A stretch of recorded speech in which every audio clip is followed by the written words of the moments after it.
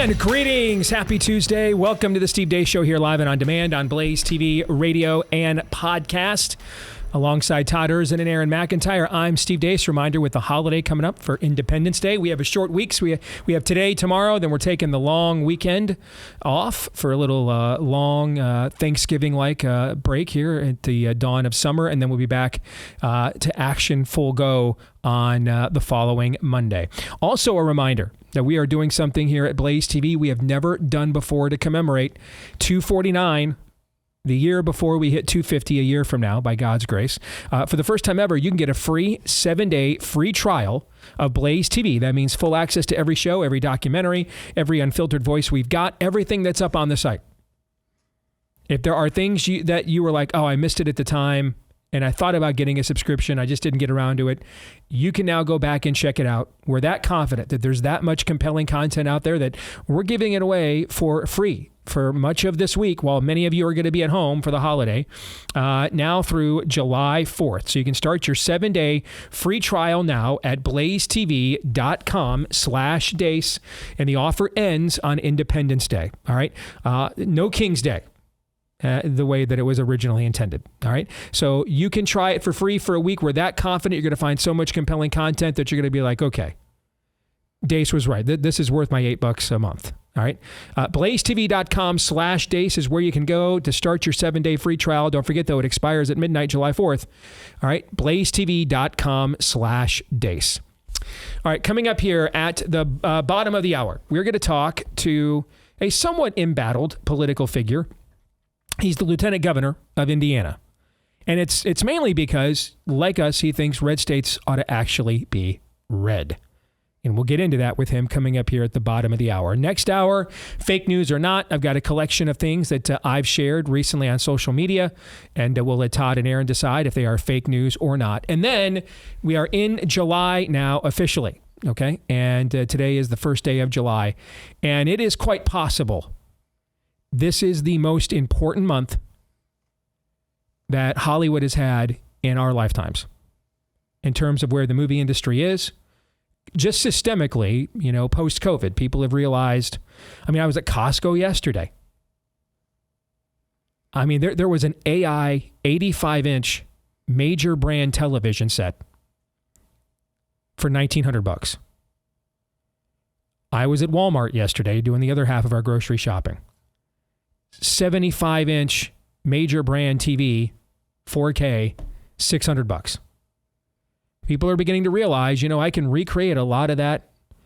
Not quite the same thing, but I can recreate a lot of that here at home for pennies on the dollar now with the cost of the technology, and not have to put up with all the trailers, commercials. I can pause it if I got to take a potty break, et cetera, $20 for a bucket of corn.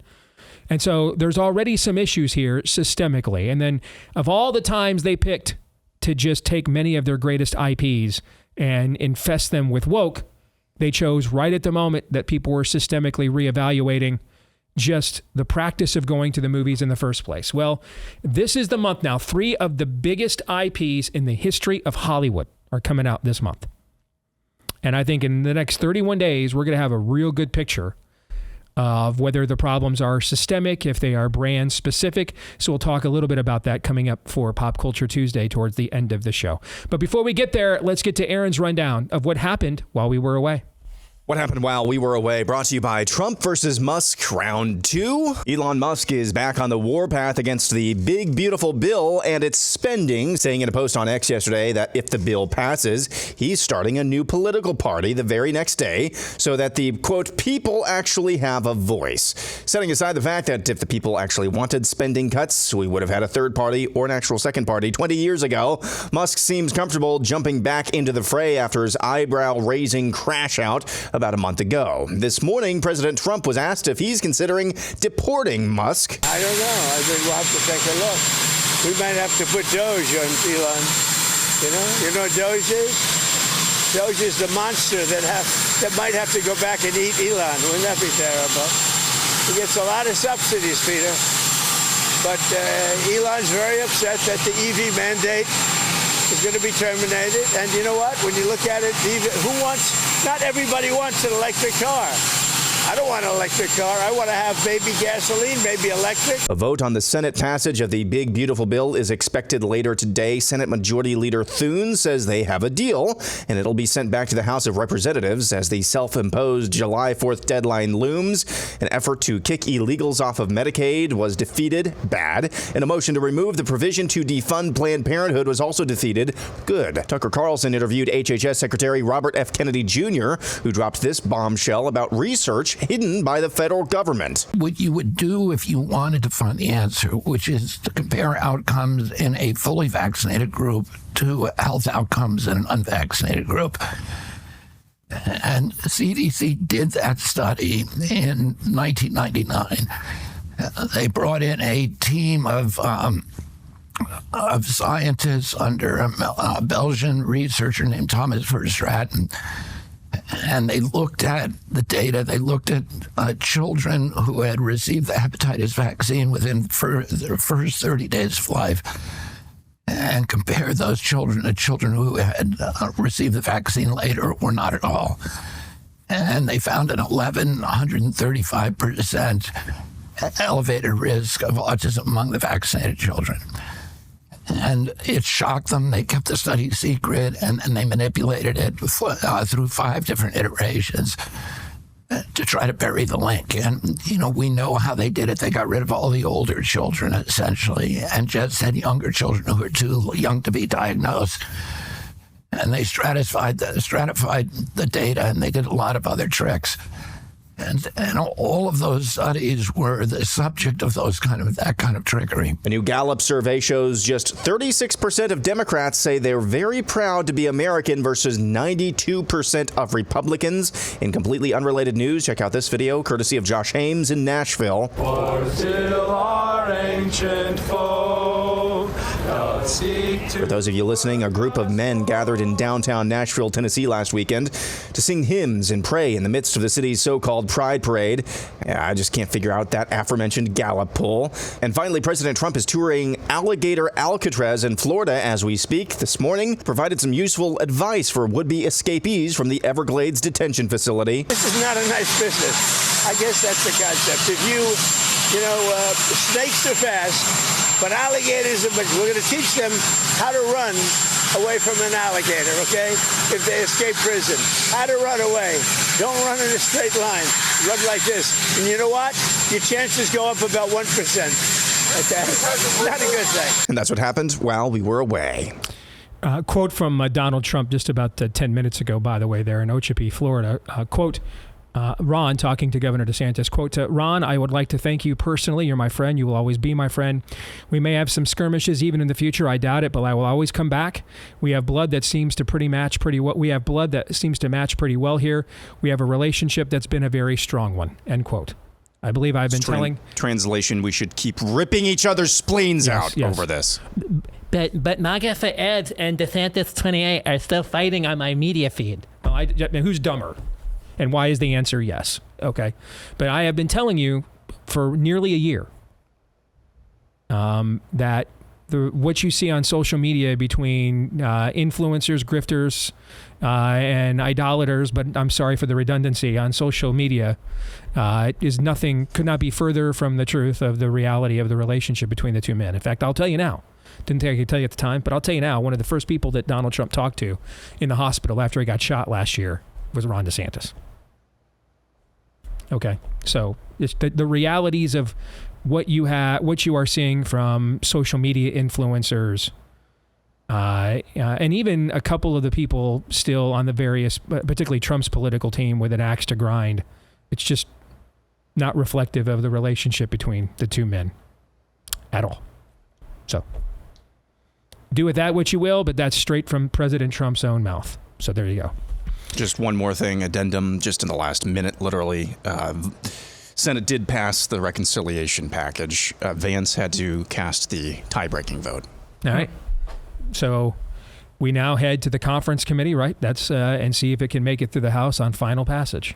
And I'm just going to tell you the version that came out of the Senate is underwhelming compared to what came out of the House. And just one example. You're defunding Planned Parenthood 1 year as opposed to 10 years in the House. See, the reason why those things matter is if a handful of people who really didn't want to vote for this the first time, but just did the math and decided politically it was best to do it for whatever their various reasons were. If you're giving that, you want to give them political cover to not do it again. That's one of the things that they would have. So these are things now that will have to get hashed out. Like I told you yesterday, the last 10% of any deal, the old saying goes, is always the hardest. Well, we're at the last 10% now, right?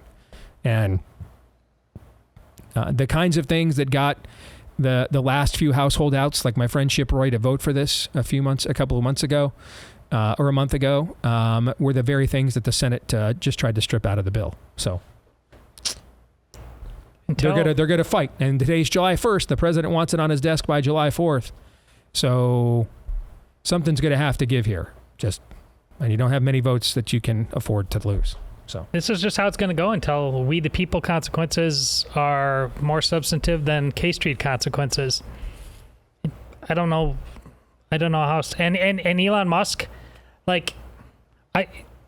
can understand his frustration, but the fact that he's clearly on the spectrum somewhere. I just don't. He is in can't even mode. He just does not know how to process the realities that everybody is sold out on such a deep level that no one cares about this spreadsheet, and no one thinks that people are really ever going to hold him accountable. It's like I said yesterday. I understand how people feel desperate about this from all different angles. This is not how this is supposed to go at all, but how it's going all the time for quite a while now, and breaking that apart, that level of idolatry, is tough. I was going to go there next anyway, so good segue. I don't know how many times in my life I'll ever be able to say this and be confident it's true. But I know more about this than Elon Musk does. I have way more experience in the political process than he does. And the reality is just cutting checks for super PACs to go out and do your work for you, and for pollsters, and having, private meetings, even with the candidate or the president, doesn't truly give you an idea of the nuts and bolts of the process. Particularly when you're given, the reports are up to 300 million is what he put in for the last presidential election from what I've seen. Then you can rest assured. I know it's crazy, okay, but we are in the world of politics, you're in the upside down, all right? But the truth is, the more money you are giving, the less likely you are going to be fully informed of how the sausage is made. And the way more likely you are going to be assigned a permanent fluffer and be your number one in the chain jerking line. Okay? Because the last thing they want to do is upset you. You're going to be the one that they're going to give the most positive energy to, the most access to, right? When things aren't going well on election night, I can promise you the person who gave the most money will be start with who's going to find out last. Who gave the most money, and then work your way down, okay? Is going to find out last. Okay? So I'm just telling you, Elon, you have no idea how the process actually works. You're learning it right now, which is right? And it's traumatizing him to some degree. Yeah. Okay? So and understandably so. Understandably so, which just proves the premise that I was just asserting. And you know why I recognize the trauma, the public PTSD he is expressing? Because I've gone through it myself, because I've been through it. Every friend I've ever had, not just people I know or are friendly with, I mean friends, like people I've broken, that I have not broken just bread with, but limbs with. Okay? Either our limbs were broken or we broke other limbs together, right? People that I have gone to battle, been in the trenches with. I can't think of a single one that has not had the experience that Elon, or is not even in the midst of the experience that Elon. I have friends who are in the middle of it right now. Okay? When you come to this, wait, this is not how this works. What? I know. Okay? And you win a fight this big, one of the most consequential elections of your lifetime, and you come out relatively clean on the other side, the assassination attempts, and this is a guy who put rockets into space, and he's now here, and he's like, all I get is this lousy T-shirt? What? I'm just going to tell you, Mr. Musk, okay? Listen, man, when I hit where you were, I pulled a full Jonah. I try to get a job at ESPN, man. I did a tryout for ESPN Radio on a Saturday night. Got a great review. 2 weeks went by. They told me they were calling me right away. I got nothing, and I thought I found my golden parachute. I'm getting out of here. All right. I called them, and they're like, "Yeah, you did do a great job." But then we did more of a background check on you, man. There's no way we can hire you. It's like that phone call you made to me when we went into full one month to slow the spread or whatever. And you're just like, I'm tired, man. Yes. All right. So I, and not the toxic empathy that Allie's always warning about, the sincere, old-fashioned definition of empathy. Elon. I feel you, dog. I feel you, dog. I do. I feel you. Okay. I feel you. All right. Okay. So here's the thing that, because here's what I've also seen, Mr. Musk, in my line of work many, many times. How many times have you guys heard me say this privately? How did all these people that are this dumb and this naive make so much more money than I do? I watch rich people get taken advantage of all of the time in this business. All of the time. All of the time. All of the time. And I'm going to tell you right now, the likelihood that you going out to try your own political party will not end up with you just getting taken advantage of is extremely remote. Whatever you think the amount of time it took and continues to take you to rein X in to mold it into what you want, that's taking away from SpaceX and your other endeavors, you can at least triple it with starting your own political party. You will be because not if you want it to work. Because the more you delegate, the more likely you're just going to get infiltrated by a bunch of absolute grifters and opportunists. If you really want to have an impact, if you really want to change things, just take a mere one of your billions, just one, and just decide, I am just going to own the Republican Party primary process. Those are pennies on the dollar elections compared to general elections. They're often lower turnout events. All of the various infrastructure is already in place. It would still require some delegation, but instead of an entire political party that has to have an apparatus in 50 states to be relevant now, you could just do that with one PAC. Because here's the thing, you don't have to run candidates for a bunch of these races. Just target 10 senators that you don't like and take them out. And that will take, in terms of time and treasure, pennies on the dollar compared to what the formation of another political party would do. Not to mention, you're operating under a fallacy. You seem to think there's a lot of former Democrats like you that, if given an off-ramp, would choose sanity. Oh, my friend. No.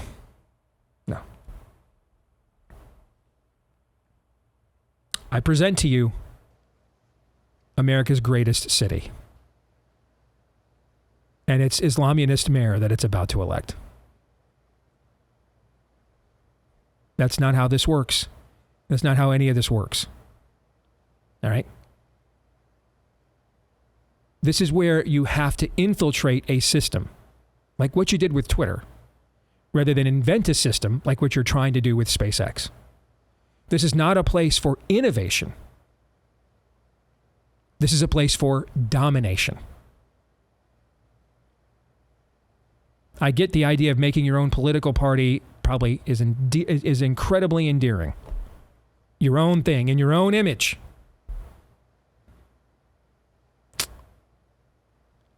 If you go down that road, let me just go ahead and issue a preemptive congratulations.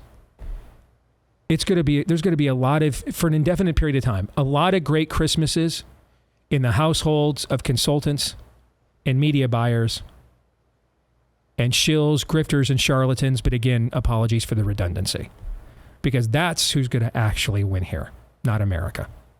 You want America to win? Just take out 10 senators you don't like.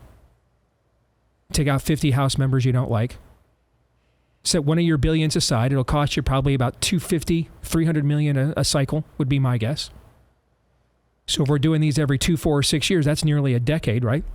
That is nearly a decade now where you can completely reshape how the Republican Party looks compared to time that probably America doesn't have for you to figure out how to start something completely new and make it work. Good luck with that. Because again, it is way more likely you'll get taken advantage of. You'll just create your own grifter class and then hand national elections to Democrats by siphoning off enough votes from Republicans. Because this brings me to what is, I think, the main point of Aaron's montage. It's that Gallup poll.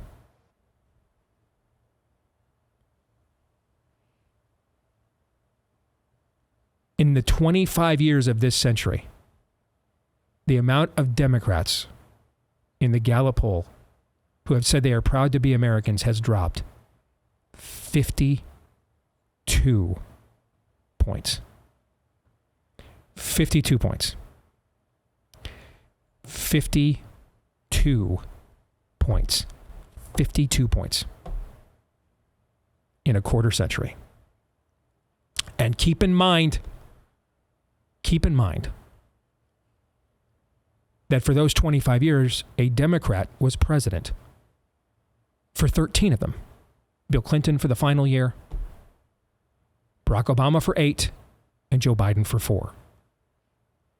So while a majority of the time they were in charge,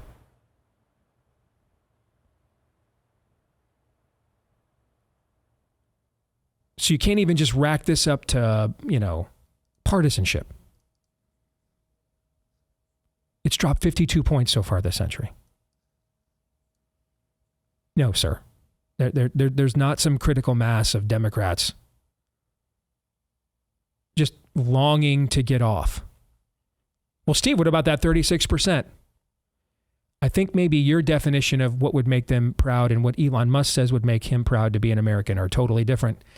Because let's look at the places where Democrats congregate the most, where most of their voters are located, in the cities, in city-adjacent suburbs, and in college towns, correct? So just pick one. Who's the Democrat like Elon Musk in any of those places? And I'll wait.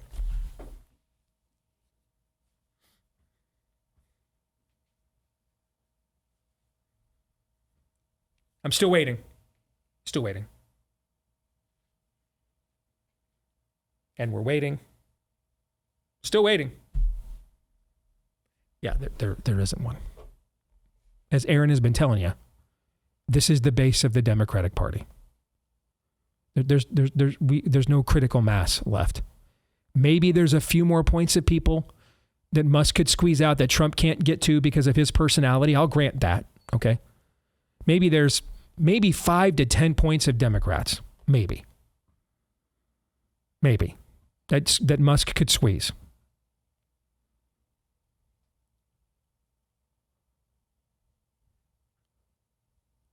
And then maybe he takes 20, 25 points of Republicans. Who wins in that math?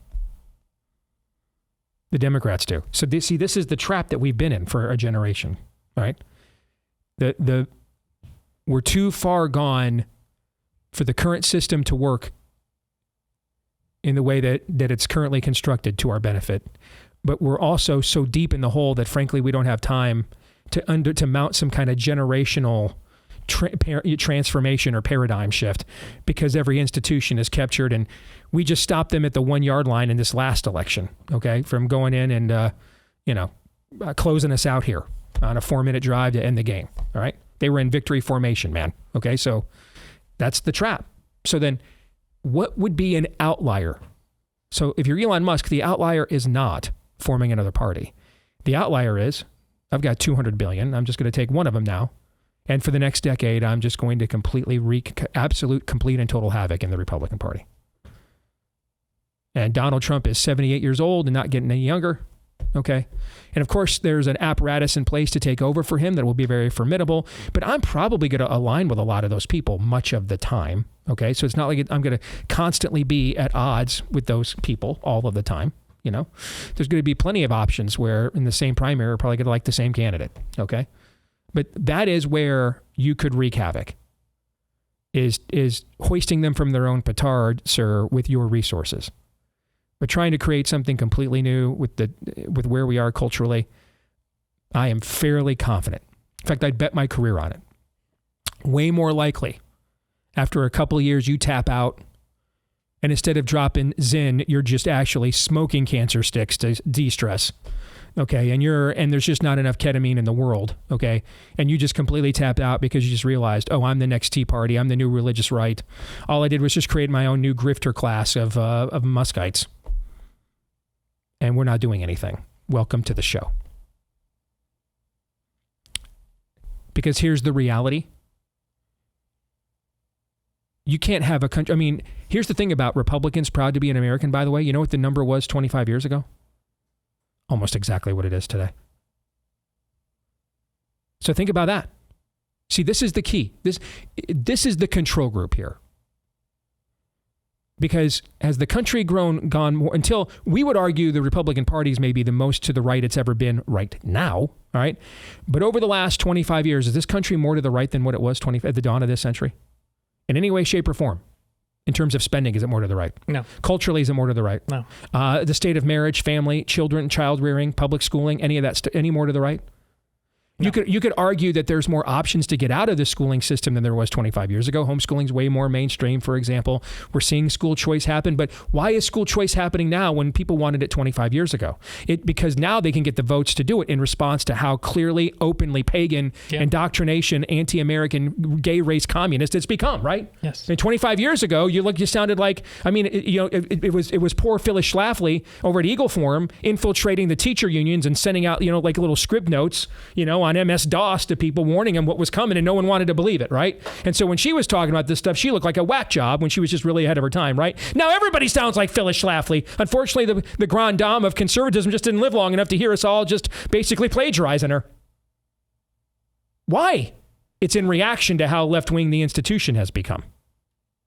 There's not a singular marker in the culture right now, with one exception. More young men are going to church right now than they were 25 years ago. That is the only marker different. The only one.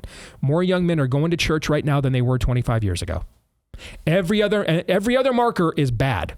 And yet, the Republican line in terms of am I proud to be an American largely stayed the same.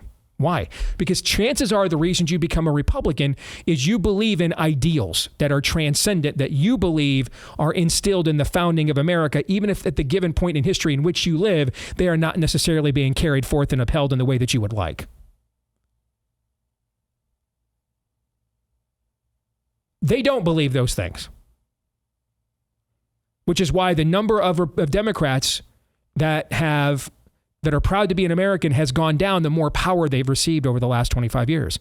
Why? Because the point of them acquiring power is to undo what makes you proud to be an American, folks. That's why. And that's also why those two worldviews cannot possibly coexist in the long term, and they won't. I promise you they won't.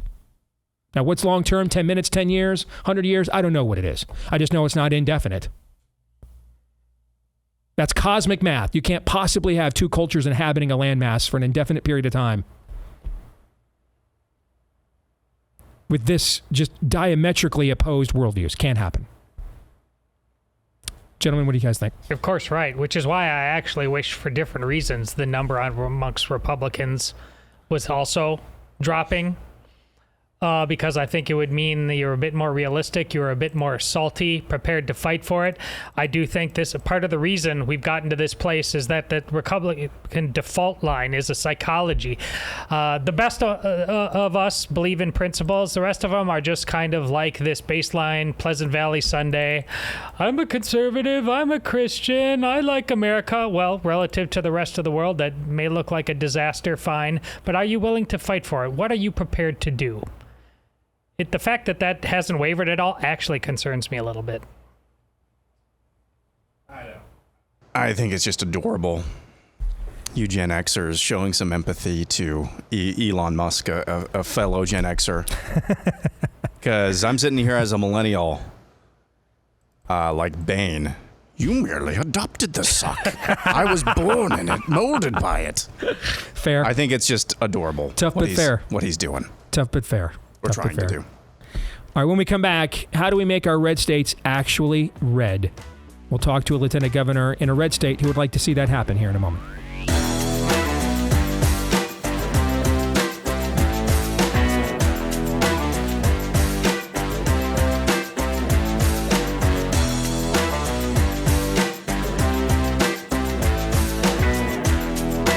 Folks, we are proud to be joined by to be sponsored by our friends over at First Cup Coffee Company. They have a flavor for every freedom-loving American, but don't just get their coffee because they share your values.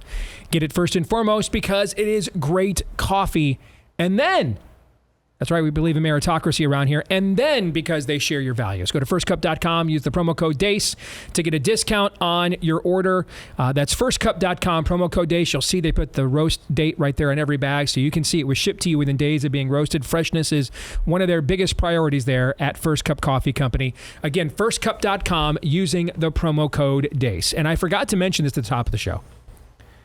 I mean, I didn't have this on my Pat Gray bingo card for 2025, but I have to thank former President Joe Biden was caught recently flying commercial with his copy of Richie Meets the Rainbow. And I think the former president's love for children is well known. I think that's been well documented. I think there's lots of visual evidence of such. Have you ever been to a Turkish prison joke in there somewhere? Ever seen a grown man naked? So again, I mean, he kind of has this look on his face like, I don't know, my staff had me peruse the LGBTQ bestseller list and gave me this book. This is not going the way that I thought it was going to go. No. But thank you guys. I mean, your efforts to make Richie Meets the Rainbow an LGBTQ bestseller here in the heart of Pride Month ended up carrying this book all the way. I took a galley copy with us to the White House a month and a half ago, guys, and left one for them there, right? Or 2 months ago now, okay? So I couldn't get into the hands of President Trump, but somehow I ended up getting a copy of Richie into the hands of former President Joe Biden. So you guys made that happen by making it a national bestseller. So thank you guys very much. Your copy is still awaiting for you at Amazon right now. And a 5-star review we are hoping from you is still awaiting us. All right. RICHIE for Richie Meets the Rainbow right now at Amazon.com. You've learned from the masters, with Pride Month. The calendar flips. They just keep going. Here it is. July 1st. You're just like... Well, what about second breakfast? That's right. We're just running stop signs. All right. So our guest here today is a fascinating fellow. For those of you who don't know, he was a really popular kid in school. And then as he got older, he realized, I really don't like people that much. So what could I get into? What could I involve myself in that would just make me more of a loner, right? And he realized that the two things that nobody ever really wants to talk about in polite company because they're so divisive are what? Religion and politics, right? Okay. So on his never-ending quest for solitude, he first became a pastor and then decided, all right, let's go ahead and check the next box and get elected to public office. And that way I will be left alone. His name is Micah Beckwith. He is the lieutenant governor of the state of Indiana. It's good to have you finally on our show. Micah, how are you? I'm good, Steve. Thanks for having me. It's an honor to be with you all. And I think you just totally set me up perfectly. That's exactly what happened. And I would assume you guys are gaining no attention for what you're saying or doing here in a high-profile office in your state, and your family is enjoying, just a nice, quiet, reserved life as you planned out many years ago. It's almost like retirement. I mean, you might as well just have me on a golf course somewhere. I mean, it's that simple, that relaxing, that enjoyable. So, let's start there. What's the biggest difference between being a politician and a pastor? What's the biggest difference? I don't think there is much. I always tell people, listen, my pastoral hat, I find out what God says about things. And I tell people, as a politician, my job is to find out what God says about things and to tell people. So it's really, and you're shepherding people. I mean, a pastor's job is to shepherd the flock, to protect the flock, defend the flock from evil. A politician's job is the same way. I mean, you look at King David. I mean, he was a shepherd and the Lord raised him up to be king, and he did very similar things. He protected the innocent from evil. And you look at Xerxes, the Esther walks into Xerxes' presence and he extends the scepter. Well, that scepter is the rod that kings or shepherds would carry. Shepherds would carry a rod to defend the flock from the wolf. And that was symbolic for, as a king, I defend the people from evil. I think politicians have that same mantle and anointing to do the same. So it's very similar. I don't see a whole lot of difference between being a pastor and a politician. How did you know as a person of faith. Now, it's not necessarily a one-to-one, but we have a large faith audience here on our show, as you well know, okay? So it's not necessarily the same if I'm, a member of the congregation to as a member of the pastoral team. I'm one of the pastors of the church, but you are both believers, right? So how did you know? And what would you say to somebody in our audience that is like, I think maybe I'm being called to get directly involved and run for office, but how did you know? What would you say to them? Well, I think everyone has a call to steward America. If you're an American citizen, God has placed you in America. You have a job to understand the government and to understand your role in that. And the Lord kind of showed me a vision a few years ago of a spear. And he said, Micah, I've made you to be the tip of the spear. But the tip of the spear without the shaft is not going to have much power. The shaft is those that I feel like are the encouragement. But then that's the shaft and the tip of the spear are held together by the rope. And he showed me that was a picture and a metaphor for the prayer, the people who are the prayer intercessors that hold it together. And then there's the money that finances the building of the spear. And those are the people that have wealth, and God's gifted them with wealth. And he said they all have to come together to do the job. One without the other would be ineffective. And then he said, and then it's my hand that throws that spear into battle to go exactly where I want it to go. And so really, he was showing me. He said we all have a role to play. This is all. This is the whole kingdom. How can the hand say to the foot, "I don't need you," or the foot to the eye, "I don't need you"? It's the same concept. So I would tell everyone, you have a call. You just have to figure out what your call is. It may not be to run for office, but it is going to be something. It's maybe your call is to pray for those who are in office. Maybe your call is to support and encourage those in office. Maybe your call is to fund those that are in government, whatever it might be. But you have a call. You just got to ask the Lord what that call actually specifically is. Let's go back to a word you used a second ago, job.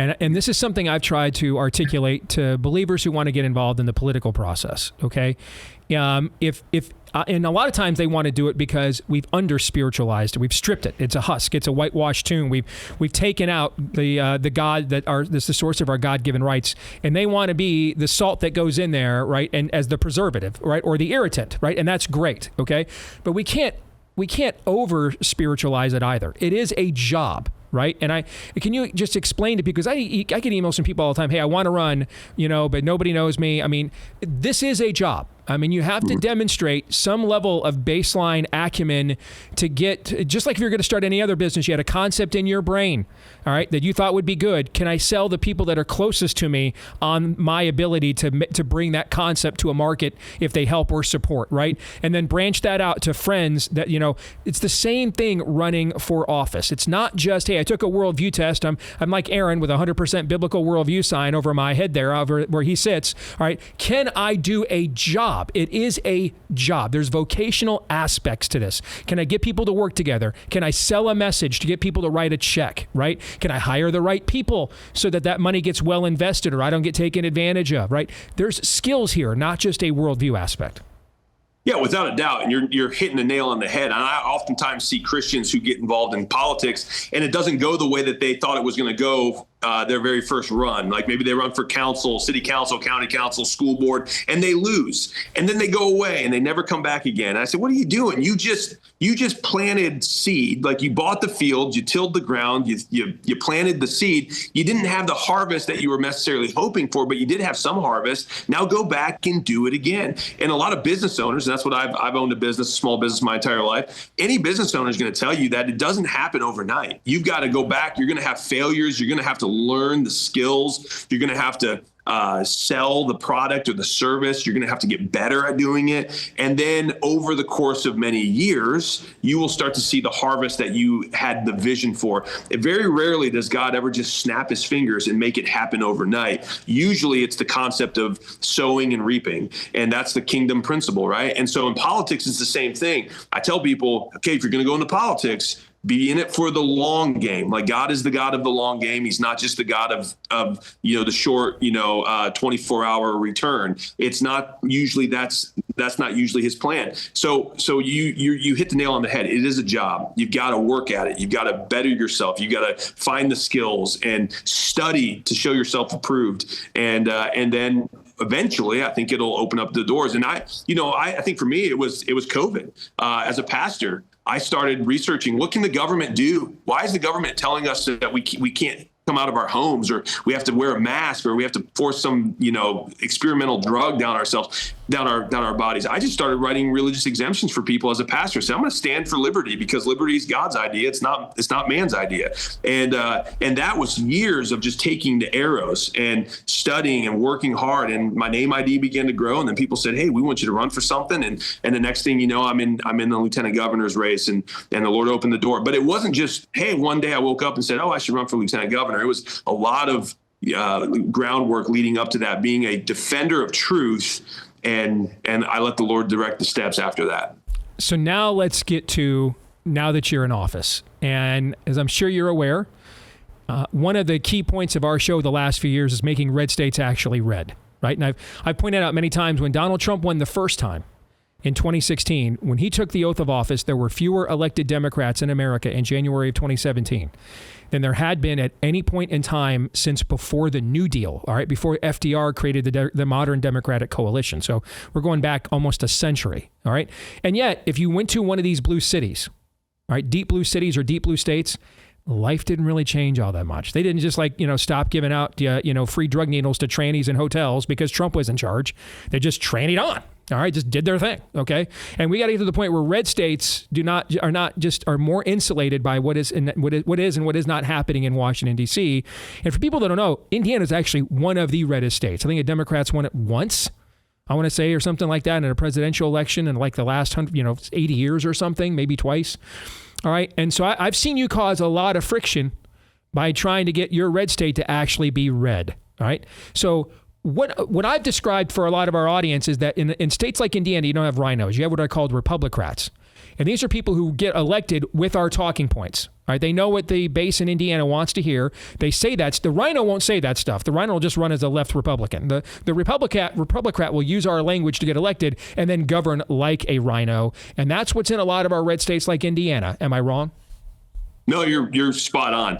It's in Indiana, Democrats know they can't get elected, so they run as Republicans. You get rhinos and Republicrats doing the same exact thing. I think what I've noticed is that it fails. Now, I don't put the blame necessarily on the rhinos or the Republicrats. I put them on the cowardly Republicans and the cowardly people who know what's right, but they don't have the courage to do or say what's right.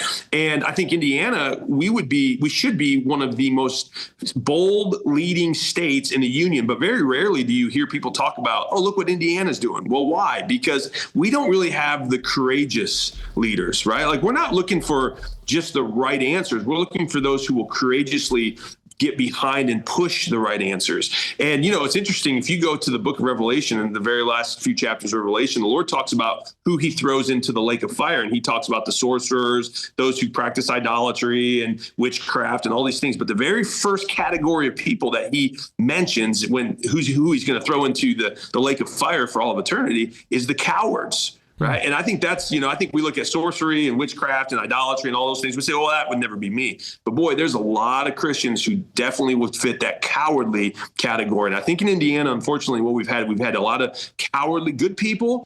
They know what's right. They're just afraid to do what's right. And Billy Graham said once, and I totally believe this, it just takes the courage of one man to strengthen the backbone of many others. And we need that courageous one or two people to start standing up, doing what's right, saying what's right. And you're going to be shocked at how many people start getting behind you. I've seen that in my own personal walk. Now, it's going to make a lot of people upset, like the people who like comfort and they want a country club environment more than they want to go to war and do what's right. They're not going to like it, but that's okay. I knew that they weren't going to like it. And so but the people said, hey, we want someone to go in there that's actually going to speak truth and be bold. And so that's what we're doing. But it takes courage to do it. And I think that's the key.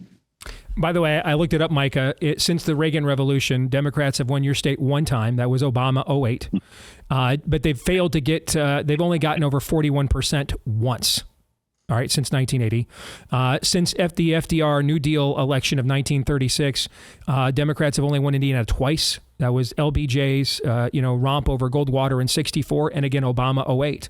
So again, looking at the demographics of your state, there's really no excuse for it to essentially, for Ron DeSantis in a term and a half in Florida to have made a state that Obama won twice, that Bill Clinton won twice. There's just really no excuse for that state to be just, lapping a state like Indiana, given your demographics. Well, and you're right on. Like, look at when Ron DeSantis won against Andrew Gilliam, he won with 51% of the vote, right? Like this was a purple state. And if Republican consultants from Indiana would have been consulting Ron DeSantis in his first few days in office, they would have said, okay, Ron, you need to know that Florida is a purple state. And so you need to start coming more to the middle, maybe even a little left of center. You need to start extending olive branches and bring the Democrats and the left into this idea of governance. And that's how you're going to be able to win re-election, right? That's what they would have said. But he did the exact opposite. He doubled down on courage. He said, no, I'm going to do what's right. I'm going to do it boldly. And look what happened. He turned a purple state really red. He got a supermajority in the legislature after his leadership. And I tell people in Indiana, that's the model that we should be following. Don't worry about, making Democrats happy. Do what's right and do it boldly, and you will double down on making this red state really effective and governing like a red state should be governing. And you'll see it become a beacon of truth and hope for the rest of the nation. The Californias and the New Yorks won't have anything on us because everybody will be flocking to Indiana just like everyone was flocking to Florida. So you heard it from a guy who's right there on the front lines, folks. Number one ingredient here in the formula is courage. Micah, it was a pleasure to finally be able to connect with you. How can people follow what you're doing in Indiana? Well, yeah. Hey, follow me on social media. You can just type in Micah Beckwith on social media. We keep you up to date. We do a lot of great podcasting work. We do a lot of great messaging work. And then just, if you could be praying for us, that would be awesome. And keep us posted on what's happening in your world too. You can email us but you can, just Google my name and then ignore what the media says about me and just find my social media pages. And come to me directly. Well, it was a pleasure to finally connect with you, brother. We will definitely keep up with you in the future as well. All right. God bless what you're doing, man. Thank you. Thanks, Steve. You too. You bet. That's Micah, M-I-C-A-H, by the way, Beckwith, just like it sounds. You want to follow him and his work as lieutenant governor there in Indiana, where he's offending all of the right people. What do you guys think? I thought his comments dovetailed with how we ended last segment, talking about the Democrats versus Republicans on being patriotic, and he was having the same kind of lament. I mean, we've been a red state for a long time, but it's been a lot more about saying. It hasn't really about doing. I mean, I that's the key. Like, ultimately, when it comes to citizenship, if you asked most people in Indiana, they'd be amongst them, proud to be an American. What does that mean, though? And that's, in his own way, what I got from Micah. It has to mean more than currently the attention we're paying to it. And if it can't start in Indiana, it's not going to start anyplace else.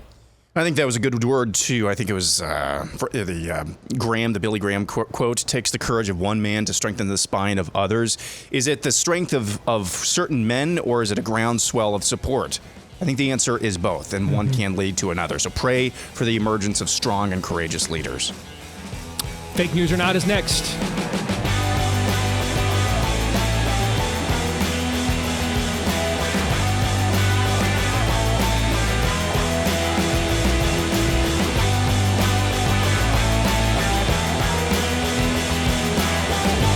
All right, we're back here with Hour 2, live and on demand on Blaze TV, radio, and podcast. Let us know what you think about what we think via the stevedeace.com inbox. Take advantage of that by emailing the show, steve@stevedeace.com, DEACE. Like us on Facebook, me, we, and Gab. You can follow me at Steve Deace Show on X, Instagram, and TikTok. Don't forget also to please subscribe to our new YouTube channel at Deace Show on YouTube. You'll see a couple different ones. Mainly because we had to start all over because of all the censorship we told you about. All right, so at Deace Show on YouTube. And then if you love the podcast version, we love you because you're a big reason why we just signed another 3-year contract extension about 3 months ago. So you guys are the biggest part of our audience. So please let people know that you dig the program by leaving us a 5-star review, whichever platform is your podcast of preference. You can also hit subscribe, or if you're on Apple iTunes, follow. And that way you'll know that every time we do a new episode, it shows up there in your feed every single time. And, sometimes you call your local pest control company and guy drives up and you're like, I need a restraining order. Does this come with, it can be a little squirrely sometimes if we're being honest, right? That's why you want to check out our friends over at Moxie. They care about you, your home, your community, and they take their team members very seriously. They do daily check-ins, daily training with their staff, not just with leading edge techniques, so you're getting the best service out there and the best practices, but also the best people too. All right, that's what gets the best results, the best techniques and the best people. That's what they do at Moxie, Moxie. Their job is they want to help you love your home all the more, and all they care about is doing the right thing by their customers. That's why they've been the industry standard in safety and expertise for now 25 years. And to help them celebrate their 25th anniversary, all right, right now you can help them celebrate by getting your first pest control with Moxie for just $25. That's right, just $25 for your first pest control from Moxie if you visit moxieservices.com/Steve. And again, that's MOXIE, moxieservices.com/Steve. And then make sure to use the promo code Steve to take advantage of that $25 discount for your first service at moxieservices.com/Steve using the promo code Steve. All right, are you guys ready for some fake news or not? Commence. All right, I have chosen 4 things that I have shared here so far. I know it's only Tuesday, but since Saturday, 4 things that I've shared the last few days on social media. All right, and let's decide if you guys think they are fake news or not. All right, let's start with this post from Nick Freitas. And by the way, we met Nick. Yep. He was at the White House the same day that we were to do the show and came over, introduced himself. I've seen him on social media. Came over, introduced himself, and said, hey, big fan of what you guys do. So thank you for that, Nick. All right. In no way, shape, or form, though, should that prejudice the verdict you are about to give. Okay. But he says we could win this whole fight in one generation. Get married, have kids, don't let the government raise, educate them for you. And in 20 years, we're good to go. What do you think? Fake news or not? I think the premise is correct. The timeline is probably a little flawed. I mean, if you take this, though, to the nth degree, then yeah, you absolutely could win and take back over in a generation. If you take it to the absolute nth degree, like the McIntyres seem to be doing, because at this rate, I think in 10 generations, there's going to be like 1 million of us. So if you repopulate that quickly, the likelihood of that happening is low. I just think it's best for the realistic. I think realism needs to take place here. We need to get it in our minds that this is probably going to be a multi-generational comeback, if there is one whatsoever. So on that merit, I think the premise is correct. The operating premise is correct, but the carrying out or the conclusion is probably a little bit over-optimistic. All right, Todd, now, before you give your opinion, just keep in mind, Nick is a Green Beret combat vet. Oh, yeah. All right. He did. Nice guy. I am pretty much in the same place with Aaron, but slightly in reverse. I don't think the timeline is the problem. 20 years is more than enough time. And I agree with the start of his list. But this has to do with our men conversation. It's not just those actions. Marriage, family, what was the third one, Aaron, if you will? Let me back up here. But it was get married, have kids, don't let the government raise or educate them for you. Yeah. Educate your kids, but we can't, and this is so taken for granted, but we can't be, this generation of men is so passive. And I know this man understands it based on how he's done for his country, but the average American Christian conservative who has the same ideals as him is not prepared, interested, or able at the moment, in many respects, to do what must be done. And again, just go to, yeah, that's not happening at the track meet.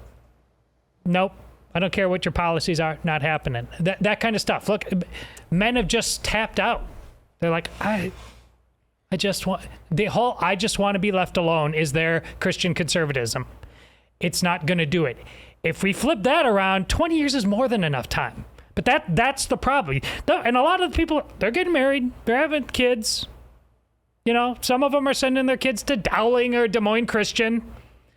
It's not even close to enough now. You have got to be a man. And this version, we don't understand that. Most of human history, Steve said this in different ways than I have.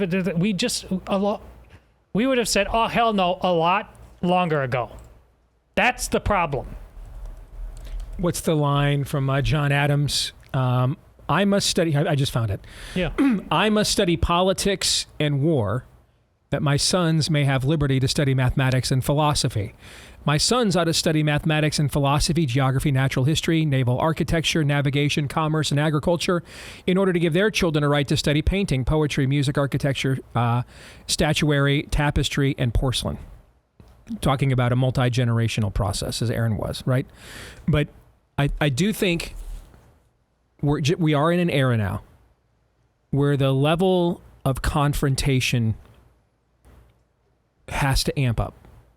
That's what you're addressing. It's not negotiable. And the problem I think we have with it even is I think we also have kind of been lulled into this idea that ranting on social media is a substitute for this. Okay. Behind an anonymous name. Because we are I mean, there was a rather, now listen, there are legitimate people I know that legitimately want to reevaluate our relationship with Israel. And we're going to have a clip from one of them here in just a minute, in fact. Okay. But I saw, during the 12-day war, as Trump called it, and in the aftermath of Trump eviscerating Iran's nuclear capabilities, one of the largest so-called MAGA accounts, did you guys see this? That was pushing out this narrative about Israel just wants to bring America into World War III. It was Pakistani-owned. There's another story out today about how many Iranian bots were sent into the internet. Because one of the things we're trying to figure out right now is Trump used social media to break our media when he first ran to get his narrative out, right? And that's why they were banning us all over social media, is they didn't want to see us use it to beat him again, right? Okay.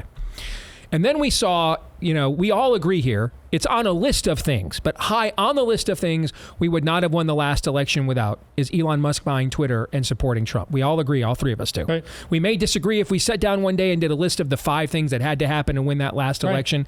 One of us may make it 1, I don't know. One of us may make it 5, but we'd all have it somewhere in the top 5, right? It'd be somewhere in there, okay?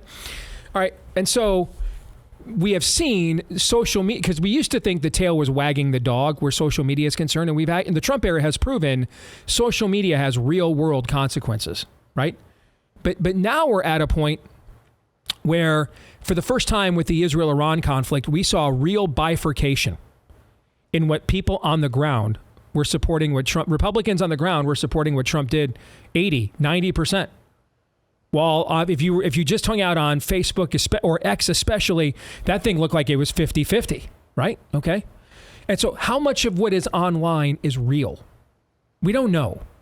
I think it is entirely possible the American right has, the online American right has been infiltrated by enemies of the United States to spread divisiveness, as we saw in the boomer era, enemies of the United States, particularly communists, infiltrated the American left in order to do the same thing. Okay. In other words, what's real and what's a psyop? I have no idea what is real. I don't. But we often react as if it's real, which makes it real even if it isn't. Okay. However, that being said, there is no substitute for showing up. There is no substitute for showing up. Okay.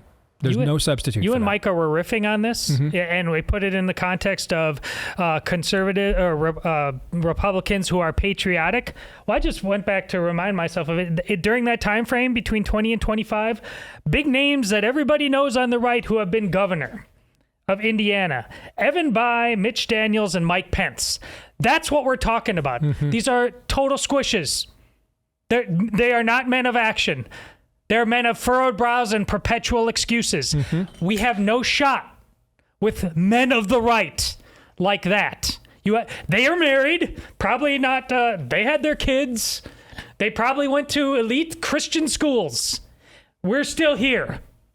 The reality is, if we don't show up at our school board meetings, your children are going to have to show up at the social credit review meeting. That's where we are. So understand what time it is. This is a period for direct confrontation, for showing up now, right? So going back to that John Adams quote, we show up now, right? So that there is a later for our own kids where they get to pursue other things. If not, they're going to be the ones in pursuit of.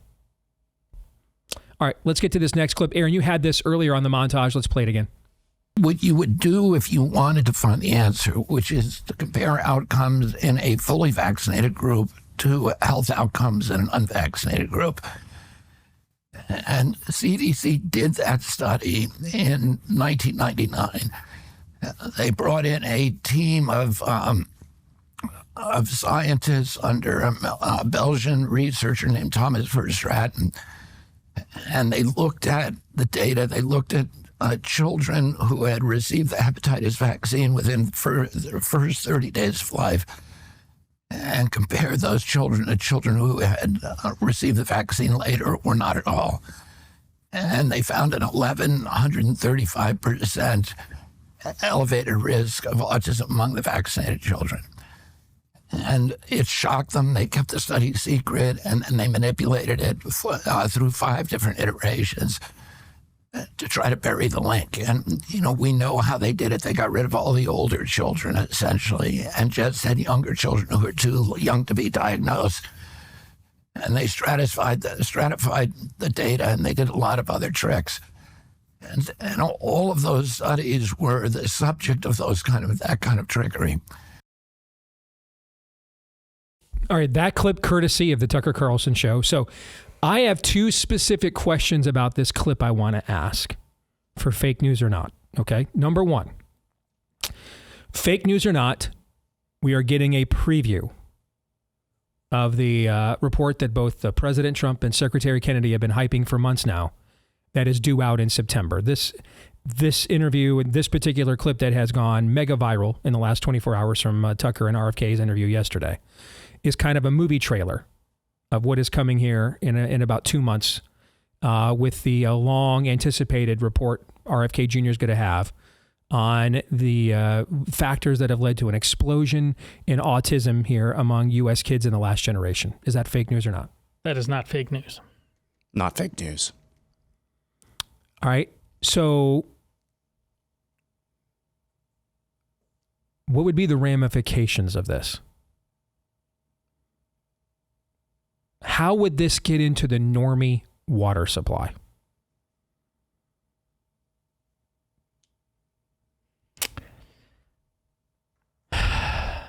Because what I can foresee happening if it does not, because we already saw this during COVID.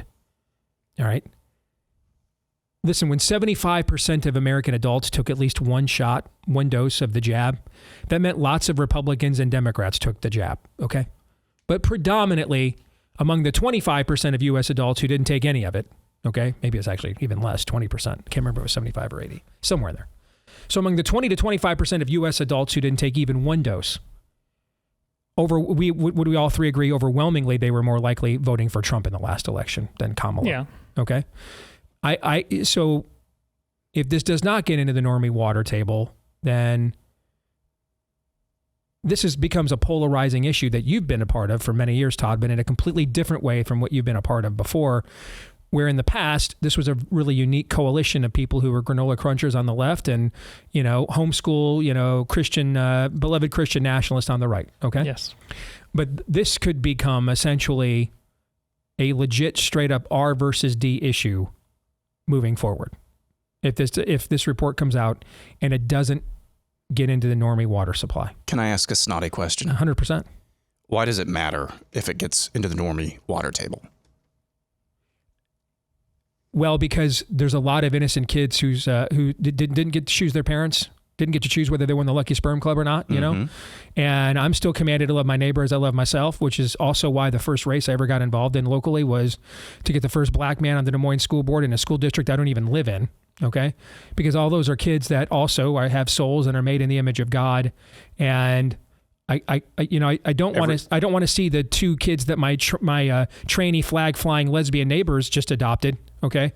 I don't want to see them get autism either because they got jacked up with mercury and aluminum any more than I want to see the kids that in my own family. That's why. Not to be snotty back, but that's the answer. Well, everything you just said is why I really don't care if it penetrates the normie water table. All I care about is pulling these products off the market. everything you just said. I don't really care if the normies care. Do you think? Well, that's a great point. I asked that though because I think in order to do that, we have to penetrate the normie water supply. And I'm not sure. But I could be wrong about that, and hope that I am, frankly. But go ahead. See, you're right about the percentage of people who reject these things far more voting for Trump, but the degree to which this is just going to be a flat out R versus D. Again, the magical power of vaccines is a drug that consumes people on the right and people who call themselves Christians at very high levels. This is an addiction, an emotional and psychological addiction that they're not going to put down readily. So to Aaron's point, it's just about doing things. Yes, that's what I'm saying. Yes, you just have to. You're going to have to. What's your generation saying? There's going to have to be. You can just do stuff. Isn't that what your generation says? There's going to have to be a grand bluff called here. Take it off. And we have learned so it's finally. All those parents you're talking about, now it's all of your choices, and let's let the chips fall where they may. Well, we have learned from Democrats, if you just do stuff and it becomes normalized instantly, it's like the stigma that we were all so afraid of those things is suddenly gone, and people just adapt to it, right? That's kind of what you guys are saying. Okay. Part 2 of the Tucker clip. This is now where I want you guys to fake news or not me, all right? Believe me, this device right here, this phone, okay? Over the last couple weeks was lit up, including by some people that are names you would know, with some people not very happy with one Tucker Carlson, okay, with the Israel stuff and the conflict with Iran. Mm-hmm. And a lot of he's got people coming for him, because he was good at there are clips of him out there saying, hey, if we bomb Iran, it'll spill over to a regional world war. We can't do that, okay? And of course, he turned out to be wrong about that. All right. And he does have a singular focus on Israel because I know he believes because it has a singular, he believes, stronghold on the decisions we make from a foreign policy standpoint. Okay. But to me, I don't agree with Tucker on Israel. Okay. But I'm also not Jewish. I guess you could say as a Christian, I'm kind of Jew adjacent, but Israel is just not fundamental to my identity. There was 1900 years of Christendom on the earth with no country known as Israel. Okay, so it's not fundamental to my identity as a believer. It's not really fundamental to my identity as an American. So while I vehemently disagree with Tucker on this, and I'd be happy to discuss all the issues with him and my opinions on them if he ever asked me to, okay, and why I have the opinions I have, and I've shared them all with you,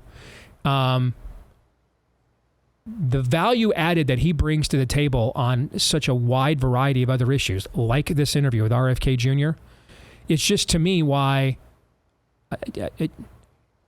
I still believe he's one of the most valuable voices we have on the right, despite my vehement disagree with him in this one theater. Okay, to me, and again, if I were Jewish or had Jewish family members who lived in Israel, I'd have a way more personal perspective on this, and I understand that too, okay?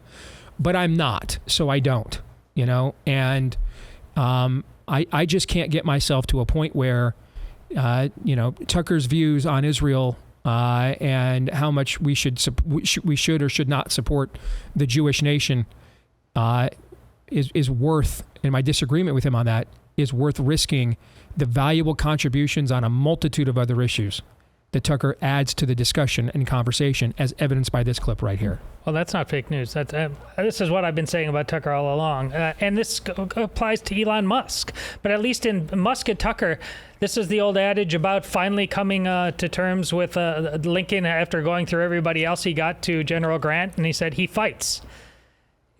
Sometimes they fight about things and in ways that you don't like.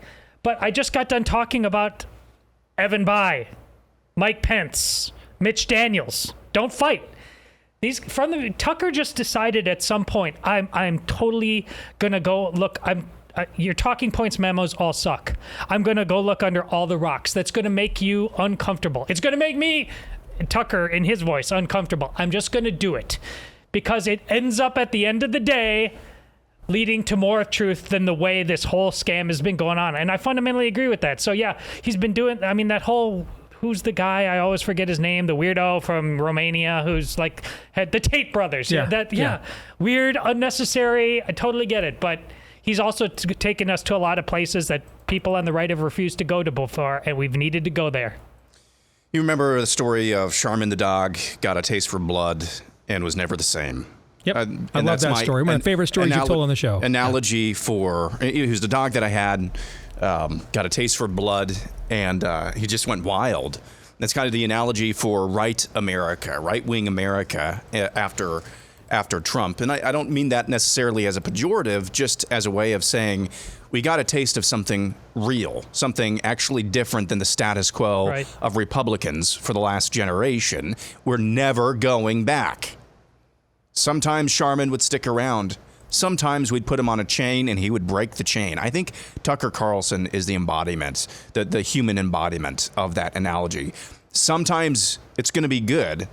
Sometimes it's going to be good. But we are not going back. We're going to break all the things. We're going to be the bull in the China shop. And that's just the reality now. And I do not mean that necessarily as a pejorative.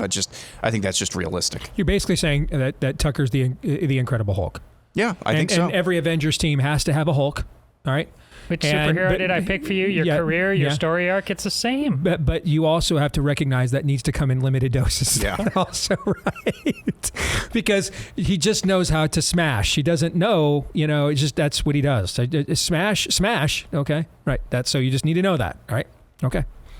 But it has to do with the audience too. Tucker, like Steve, You've told the story. Thank you, Steve. You saved my life during COVID. Right. A couple months later, you endorsed the wrong guy. You're dead. I mean, who wants to play that game? And now the DeSantis stands who literally thought I was a male Joan of Arc 2 years ago. Now I'm a grifter, idolater. Okay. I mean, that's the nature of being a truth seeker. Kind of quiet this morning, though. Right? Yeah, they are kind of quiet this morning. A little quiet. Yeah, a little quiet. All right.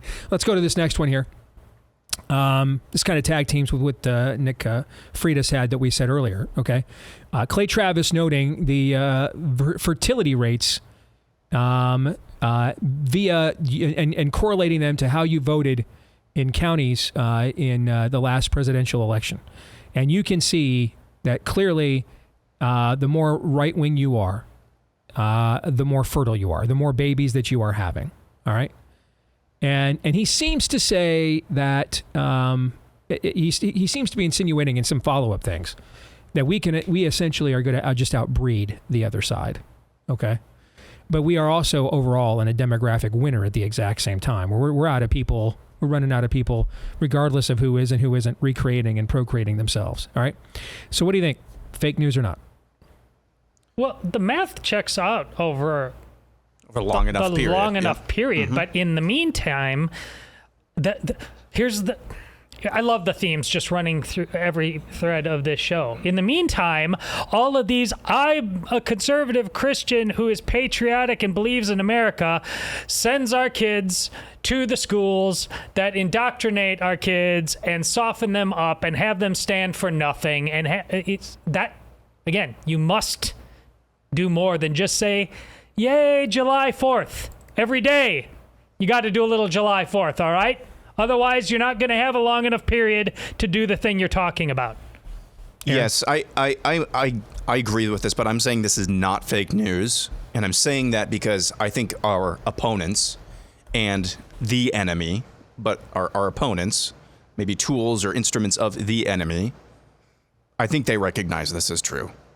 Because their primary means of addressing this have been laid bare. Yeah. Okay, number one, education. Mm-hmm. Yeah. Okay, that's how they reproduce. Number two, I want to posit something for you, okay? Is it any mistake, is it any coincidence that in the aftermath of what we think was a great awakening on some level of parents across the country when they were doing remote school during 2020, is it any coincidence that after some sort of great awakening of parents when it comes to education, that was immediately followed by the worst and most porous open border in our country's history? Do you think that was a coincidence? So replacement theory is what you're saying. So that's the number two thing. Yep. Education and replacement. I think the enemy recognizes that is true on some 100%. level, Yeah. and that's why they have to do what they do to try to replace. I think that is brilliant us. analysis. And are we up to the task of addressing that? That remains to be seen. Yeah. All right, let's close with this. All right, this is from a very active pastor, cultural commentator online, Virgil Walker. Says, absolutely dominant week for the biblical worldview. SCOTUS allows parents to opt out of LGBTQ indoctrination. OK states defunding Planned Parenthood and Medicaid. DOJ loses the censorship case. States move to defund DEI in public universities. Pfizer stock is down. Homeschooling hits an all-time high. He says he saw more black pastors were speaking out against Pride Month. Federal courts upholding protections for Christian owners. ICE arresting illegal aliens in sanctuary cities. Christian school wins hiring autonomy based on biblical conviction. Multiple states push constitution literacy mandates. And then he says, hey, I think the tide is turning here. Fake news or not. In fact, I sent this to you and said we should get this guy on. I'd love to have him, expand on this more. But go ahead. God bless Virgil. The list of you should get this guy on is long. Steve I know. is popular. I know. I will just push back. It is fake news to this extent, and Steve, it's a principle you've said before, so I don't think I'm speaking out of turn. The worldview has to do with eyes to see and ears to hear. This is depended way too much on a guy named Donald Trump and way too little on a thing called the church. That's not sustainable. Saying this is fake news because he didn't include the news about EA Sports bringing back college basketball video game. Yeah. That's just for you, Todd. Nice. Yeah. This is not fake news, and notwithstanding what Todd said, which is a good observation. Again, I'm going to repeat this till I'm blue in the face. Can you imagine a second term of Joe Biden right now or Kamala Harris president right now? Would any of this have happened? No. The answer is no, 1,000 times no. So we need to be praising the Lord that we're making progress on anything. But at the same time, what Todd said is undeniably true. The sustainability of W's like this is only going to carry into the future in as much as the church makes it so, and the men of the church make it so. And I pray that the tide is turning there on some level, at least amongst the young men, but we're still in a wait and see mode. Back to the post from Clay and from Nick Freitas reminds me of how much I heard in the years I was on MSNBC at the height of the Obama era. How much I heard on the panels I was on that demographics are destiny. Demographics are destiny. Mm-hmm. Okay. Look at this historic turnout of Hispanic voters we're getting and black voters. Well, we just saw Trump get the highest vote total among black men a Republican has had since Eisenhower. It won Hispanic men overall by 10 points. And now we're talking about outbreeding them. Turns out they were right years ago. Demographics are destiny, I guess.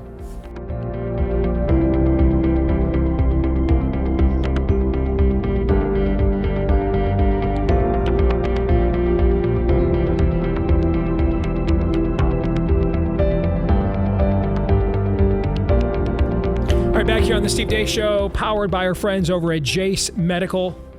All right. Why do we love partnering with Jace? Because, you talk about things that are providential. They came on board. We heard about them. They signed up with us here at the Blaze at the perfect time. We needed exactly what it is they do. We were in the midst of a scamdemic. We were still digging ourselves out of it. People were still being denied medications that they needed. And along came this plucky company called Jace Medical and said, hey, we've got a pretty good supply chain of venerable medications, and we want to make sure something like this never happens again. Because if it can happen to a drug that within 5 years, it was 2015 when ivermectin was given the Nobel Prize. And it wasn't because it was a great horse paste, folks, because of the amount of human lives it saved. 2015, it won the Nobel Prize.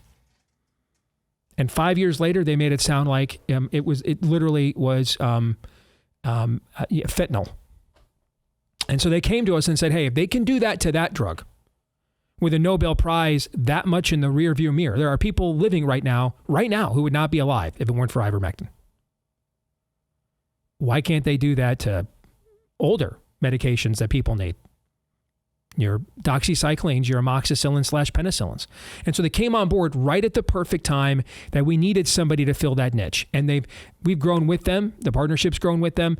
They now have expanded it so that you can get medications like ivermectin now, not just the basic 5 venerable antibiotics. You can still get the OG one if you want, but now they have a wider menu of medications that you can expand to make sure anything that you think you and your family may really need the next time that could never happens here. You can get it from our friends at Jace right now. If you enter the code DACE at checkout, you'll get a discount on your order when you do check out with DEACE at the website jace.com. JASE for the Jace case is where you want to go. JASE for Jace, and then use the code DACE, my last name, at checkout for the discount on your order at jace.com. All right, we now come to the part of the show I know Todd is probably the most excited about. All right. Addressing popular culture. Okay. On Pop Culture Tuesday. And this is, here as we look at the things we are trying to conserve that have been proven to be good, true, and beautiful for humanity and the human condition throughout the eons. And whenever they intersect with what's currently trending in pop culture, we get interested. Well, here now in July, we have come to, I think, one of the most important moments in the history of Hollywood. And the industry has been struggling post-COVID. And it's had 2 systemic things. One that was done to itself, and then one that it did to itself. The first one it could not control. And that was what happened with the shutdowns. And then the indefinite nature of them. Right? And also the fact that in some places, I mean, we were going back, Amy and I were going back to see, it was rerun movies because there was nothing new coming out. But we were going back to the theaters to watch, I remember we watched Goonies and we watched Field of Dreams and Raiders of the Lost Ark. We went back to the theaters to see Raiders of the Lost Ark, Goonies, and Field of Dreams. And maybe Purple Rain. I think we saw that too. All right. We were back in movie theaters here in Iowa in May of 2020. There were places in blue states, man, you weren't back in the theaters until well into 2021. And then you weren't into theaters until like 2022 or 23 unless you showed a Vax card. So you had an indefinite period of time where movie theaters are shut down. And it's either this or the NFL are the most profligate leisure pursuits in America. Hollywood and the NFL. Okay? And so because of the indefinite period of time that they were shut down, and because of how mercurial it was, depending on what region of the country you were in, whether you were going to get back into one or not, people had to learn to adapt.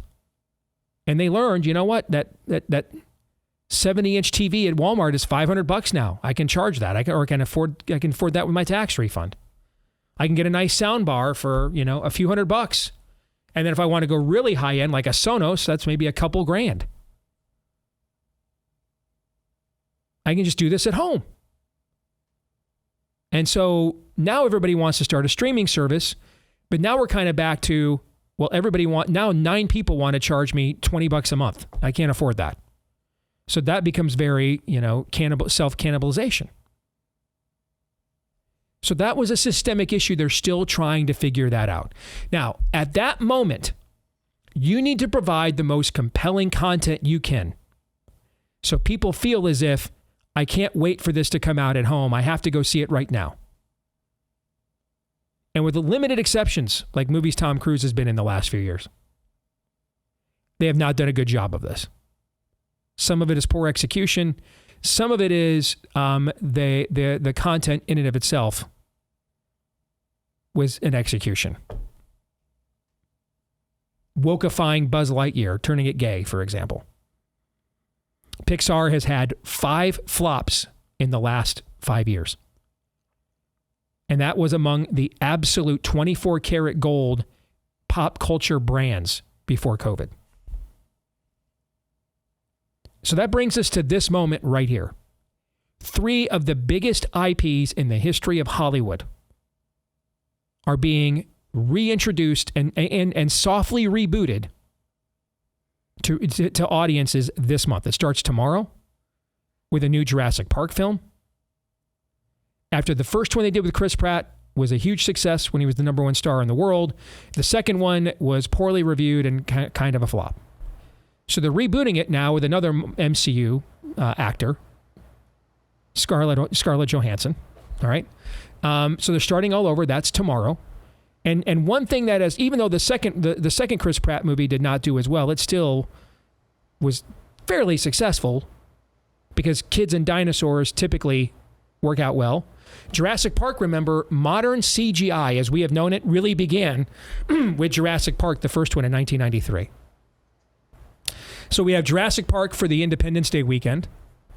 Then the week after, maybe the most valuable IP in all of American pop culture. You could argue the most recognized emblem in the world after the cross. Now the cross is, on a different plane. But you could argue the most recognized emblem on planet Earth after the cross is the Superman shield. I mean, Superman is the Rush Limbaugh of comic books, created an entire genre, an entire industry. Much of pop culture as we know it began with Siegel and Schuster's publishing of Action Comics 1 in 1938. So they're attempting to reboot that character and the entire DC IP under new ownership at Warner Brothers. And this is their most valuable IP, DC. So they're attempting that. And then at the end of the month, Marvel is trying to figure itself out and doing a soft reboot with Fantastic Four. Completely different universe. And they're even trying to put them in another period of time when people were more genuinely optimistic, the early 60s, at the dawn of the space race. So let's get a vibes check and an analysis. All right? Let's start with the vibes check. As you guys have watched these movies being promoted, do you get a sense that any of these three have a chance? Understand what time it is. Are actually trying to reach the audiences that they have, not the audiences that they want. What do you think of that first and foremost? I'll tell you, when it comes to Jurassic Park, here was my reaction just a couple of days ago when we saw a commercial come on. I turned to Bella and I said, there's another Jurassic Park? Seems like there's one coming out like every single year. Mm-hmm. Or am I just getting old? I don't know. One of the two, or some sort of combination of both. As far as Superman goes, I think of the three that probably has the best chance of reaching the audience it has and transcending. I think James Gunn has taken this project exceptionally seriously. Not that he wouldn't. I mean, he's a well-known director, but I think he's taken this project exceptionally seriously with a high amount of regard for the source material. It seems like he comes to this with some sort of reverence, I should say, for the source material. And then what's the Marvel one coming out again? Fantastic Four. No, Pedro Pascal's in it, right? Yes. So. Although we'd have a shorter conversation discussing what Pedro Pascal is not in. True. Right now. I have no idea why he has to be in more things than Philip Seymour Hoffman and Gene Hackman were ever in, apparently. Okay? Because for a while it seemed like you could not... Every movie in Hollywood had ties to Philip Seymour Hoffman or Gene Hackman. And now it's just Pedro Pascal is the sun, the moon, and the stars. All right. So you're not feeling... You think Superman is at least trying. Yep. I think it may not be successfully, it may not successfully execute, yep, but it's at least trying to be a touchstone of the reality we are currently in. The other two you think are out of touch. Yes. Todd, what do you think? Yeah, I'm not vibing, and I don't think the culture is really at large is vibing with any of I mean, I have the exact same feeling about the dinosaurs. I remember seeing that first movie and like, wow, this is amazing. But we've just seen it before, and the dinosaurs don't speak, they don't talk, they're not, it's just, I think it's kids are going to go and have fun. Fantastic Four has failed multiple times. I don't think that thing can rescue. And Superman, even the most ardent Superman fan Endgame, Lord of the Rings, a lot of things.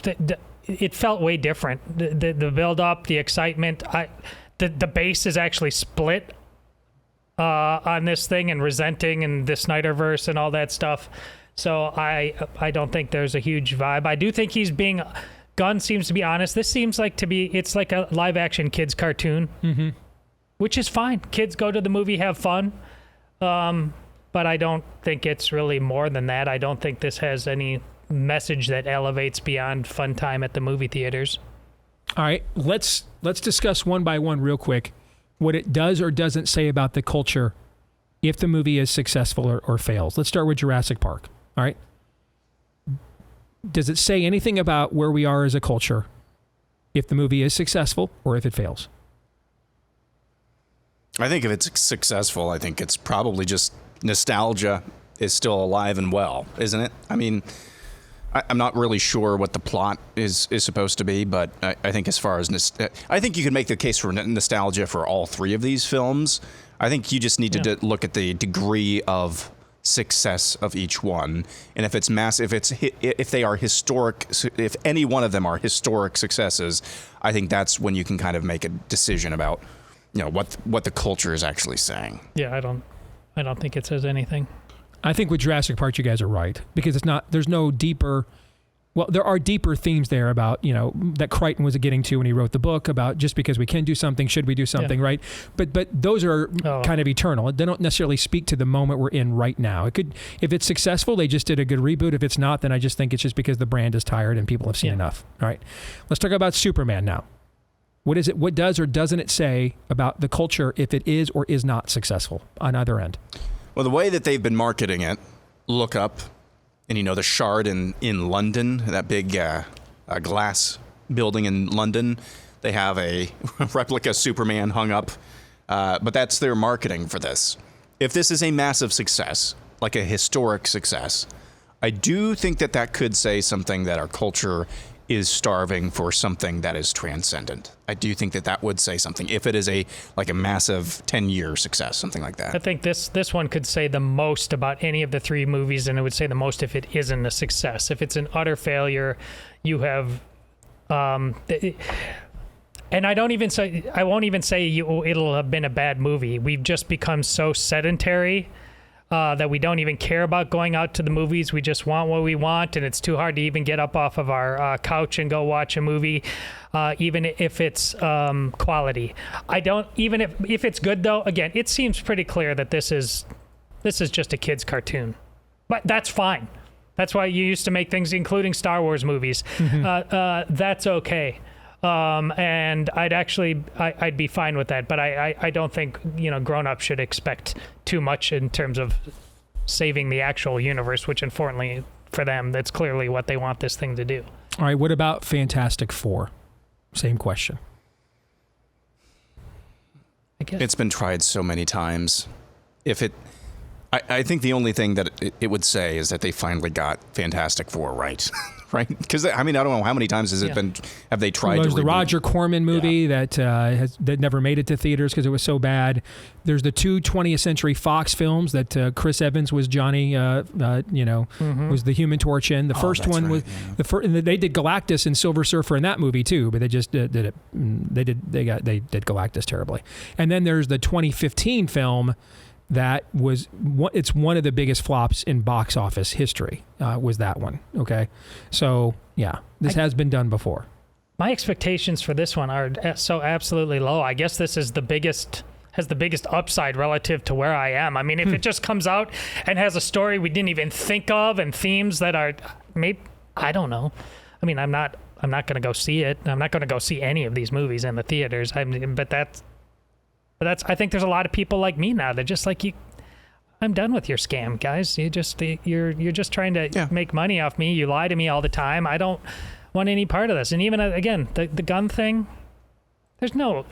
They keep putting out clips of this thing because I think they're worried, and they have a right to be worried. They've just been. You can't treat people like this for this long and not expect there to be consequences. And a grown-up cartoon is not going to cut it. And I don't know, Steve, have you seen the reports about this new Pixar movie, Elio, that are circulating? I don't know what it's about, but I know it's a massive flop. I know it's a massive flop. That's their fifth one in 5 years. Is it even out yet? Yes, it's out. It's a massive flop. They originally got the film done. It's a Pixar movie.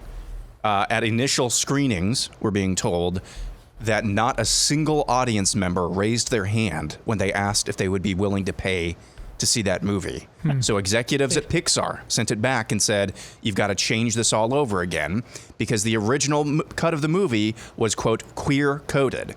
After Pixar executives told the staff at Pixar to redo the entire movie, the staff refused to work. This thing ended up costing over $200 million. You're describing a captured institution at that point. And to me, the most is riding on Superman. It's the biggest name, it's the biggest character, and Warner Brothers is, next to Disney, the most famous movie studio in the history of the industry. I mean, an entire studio is going to completely tank and have whole new executives and boards of directors if this thing flops, all right? But even though the most is at stake with Superman, the hardest pull to me is Fantastic Four. And the reason being is it's very clear that Disney on an internal level has become a captured institution. That's what you're describing, right? I mean, that's basically Kash Patel and Dan Bongino sending a memo out, to a bunch of FBI regional directors. Hey, we're going to release Epstein files, and they're like, yeah, we don't have any of those. You know what I'm saying? We're not doing that. I mean, you're talking about a deeply embedded. At least Gunn is trying. We'll see if he can pull it off. I think it's clear they're trying at Warner Brothers. What you're telling me, Aaron, is Disney cannot. Even if it wanted to, it couldn't. And I realize Disney owns Pixar, but this was Pixar itself, which is, a subsidiary. And Marvel, but those are all. That just goes to show you that Disney is just captured internally as an institution. Romans 8:28.